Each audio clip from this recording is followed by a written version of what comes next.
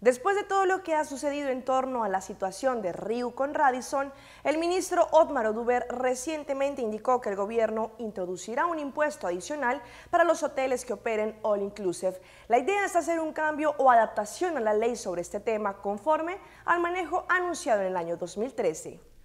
Atención que el gobierno introducirá un impuesto adicional para los hoteles all inclusive y esto contará para los hoteles all inclusive que ya existen. El aumento exacto no se ha conocido aún, pero se estará negociando esto próximamente con instancias como AJATA. Antes de su salida para el viaje diplomático hacia Cuba, el ministro de Turismo Otmar Oduber indicó esto a la prensa. El intento es ayudar a frenar el fenómeno de all inclusive y no hacerlo atractivo para los hoteles, seguramente ya a los existentes, para que piensen en cambiar su concepto de hotel regular a uno all inclusive. Además, el ministro Oduber confirmó que la intención es pasar un cambio o adaptación de la ley sobre los hoteles all inclusive conforme al manejo anunciado en el 2013. Esto el mandatario responsable del turismo lo indicó en su rueda de prensa.